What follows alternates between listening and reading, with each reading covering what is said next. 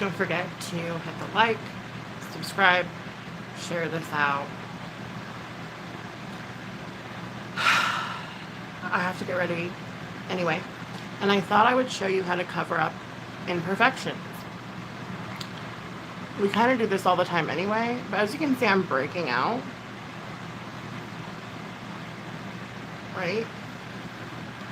Melasma, redness. We're just going to go over covering this up with the minimal amount of makeup. Anyways, how's everybody doing?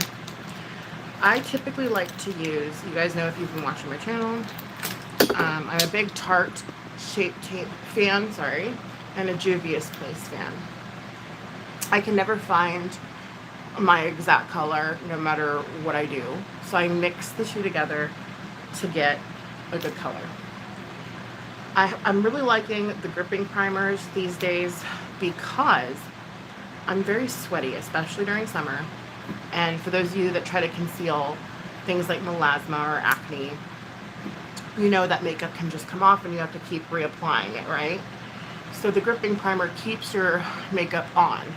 And I find it's a lot better than, say, like a tinted primer. I'm actually going out to get some stuff for my backyard. We're going to be getting half of my yard grass, and we have half of it it's going to be a garden, which we kind of started on that part, but it's not really done yet. And so I'm going to be doing a little shopping. I'm picking up some pink concealer because I heard that that's a really good way to conceal melasma, and I've never heard that before, so I'm going to definitely go get some pink concealer so we can test that out, as well as find a pharmacy in my area that carries tretinoin. I live in a fairly small town, and I was prescribed tretinoin a few months back, and I didn't have the money for it. And the Walmart here doesn't carry it. My doctor's pharmacy doesn't carry it, and so I need to kind of go on a little scavenger hunt to find it. But that's okay. I'm hoping I can find a pharmacy that has it. So I kind of let this kind of set and dry. So with zits, I never pop my zits before putting on makeup. Actually, I don't usually put makeup over like zit, you know, only because it inflames it and makes it angry. Especially if you pop it first. I mean, obviously, if you have like a huge like cone on your nose and it's like it's risen really high, obviously you're not going to want that on your nose when you're putting makeup over it. So in that case, it would be better probably to get the zit extracted, however you do that. I typically put witch hazel on my zits. I don't like to pop them because they leave scars. So I'm letting this set. It's going to be a little sticky because it is a gripping primer, but it shouldn't be like too tacky. Just be patient. I know it's kind of hard because I'm always on the go. I'm always in a hurry. So I get it when you just want to hurry, but you gotta wait for it to set. So we're almost there. I have noticed though with this gripping primer, my nose tends to be a little more shiny, so I've had to use powder, which I don't really use, especially in the summer. But 4% niacinamide. I can't talk. Niacinamide? What's niacinamide? Directions. Well, let's read directions.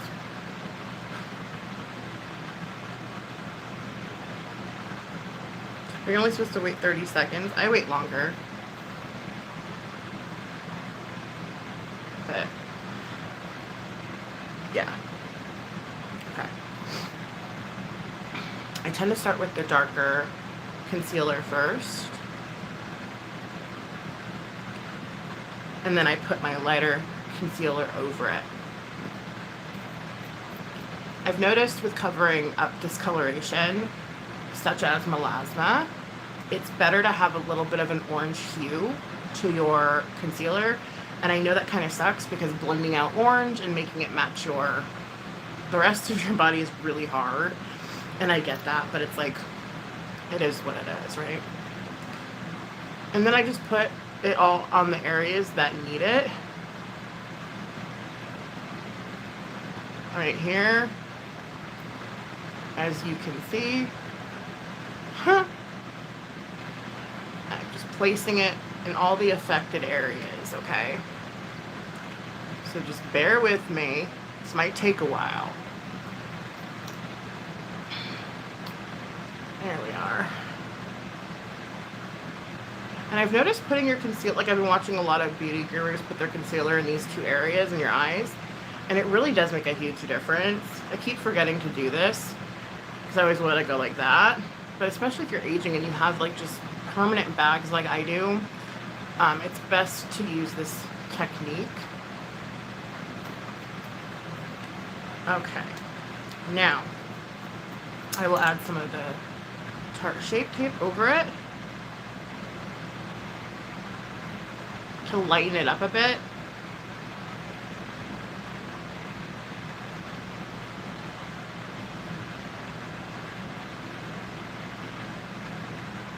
And those of you that watch my channel have seen me do this 1,000 times, and I'm sorry.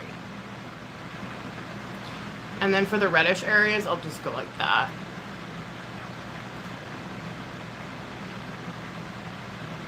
And that's how I end up looking. I know, it looks awful. I usually grab a brush and dampen it, but I don't know where it is. I think I cleaned it again and I can't find it because it was giving off kind of a funky smell, which isn't good.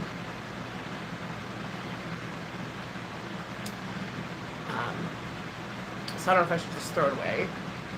I have another foundation brush, but it's not as big. Like, it's a big, huge Morphe one, which I like better. But it's okay. And then I kind of bring it to my lids, too, to give the illusion that, like, it's the same color. You know, well, you know what I'm saying, right? And as you can see, it kind of matches my skin tone, mixing the two, right? And I pat this through, and then I will use my fingers for the remainder of it. But initially, just getting the product on my face, I find it a lot easier to just have something to pat it through or blend it through. But you'll find your fingers work a little bit better for concealing in full coverage. That's why I like my brush better, because it doesn't pick up as much product as, say, a sponge does.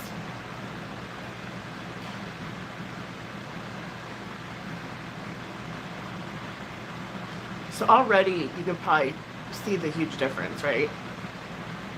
All I used was concealer and primer.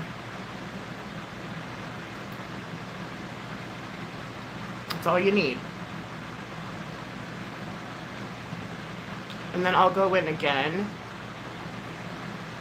with certain areas that don't get fully covered.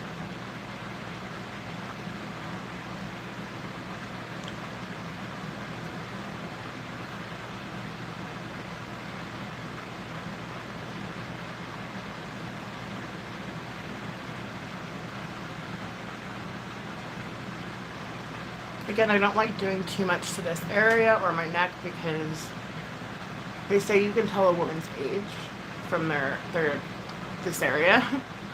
And so I try my hardest not to like touch that area unless it's like a serum or lotion, you know.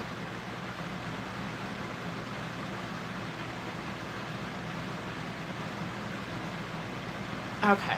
So now that that's blended through, and it looks pretty even all over, for the most part, from what I can see on my end. I'm not using a mirror, I'm using you guys, so. Then what I will do, because I still see, and I gotta get makeup wipes. I still see, like, these areas, oh, here and here. I don't really care so much about the forehead, only because it's like, okay, what? I have sun damage on my forehead. It's not that big a deal. I'm just kind of using my fingers to warm it up and make it look more natural and more blended.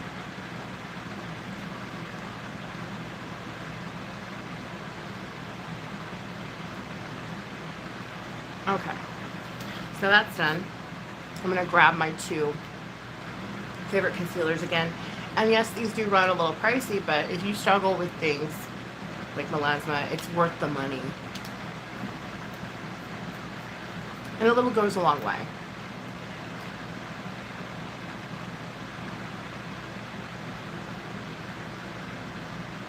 And then I'll just put, again, darker first, then the lighter.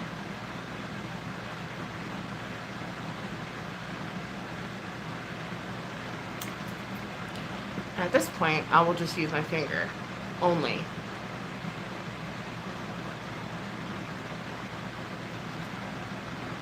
See, I kind of put a little too much, but I like to put a lot because then it lasts long. You know, if you just put very little, at least if you struggle with like age spots or, you know, melasma, it's okay to put a little extra to keep the makeup from fading.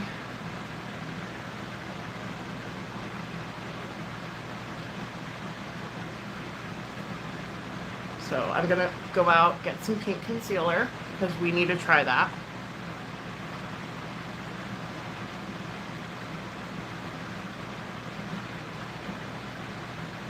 And again, just patting it through to almost like blend it and taking it out a little bit further.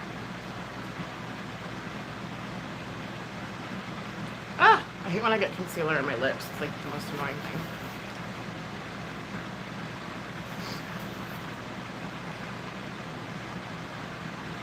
Okay.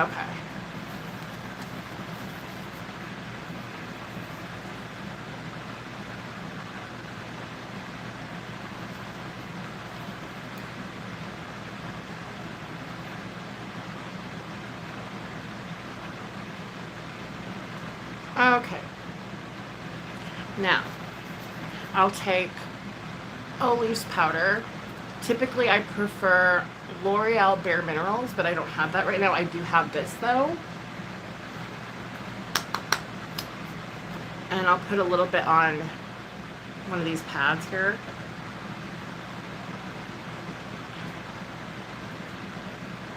And then I will just take it through, like, my T-zone, basically.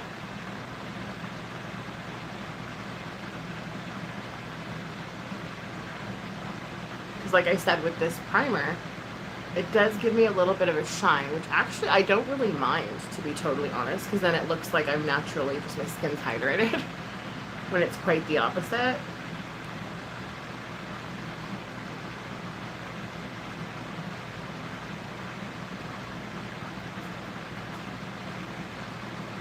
And then I just try to pull it out a little bit, like just with whatever's remaining, which isn't very much. As you can see, I placed most of it in my areas that it's needed the most.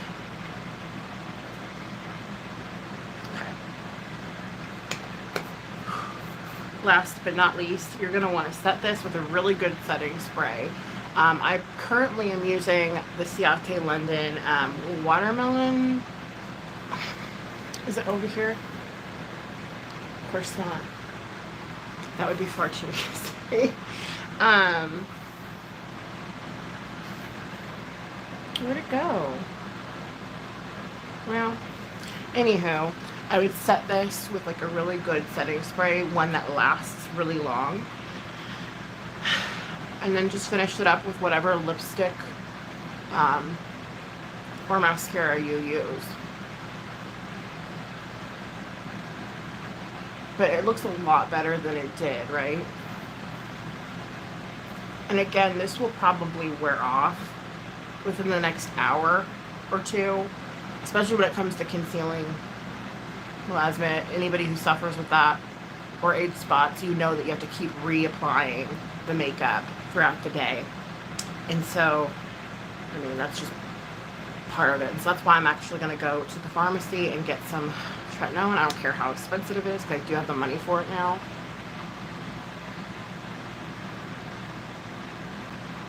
And then, yeah, we'll see. We'll do a whole, like, before and after tretinoin. And also, we'll do a pink concealer and see if that works, because I don't know if it does. I've just heard good things about it from several people. So we're going to find out for our own. See if I can find any pink concealer. We'll see.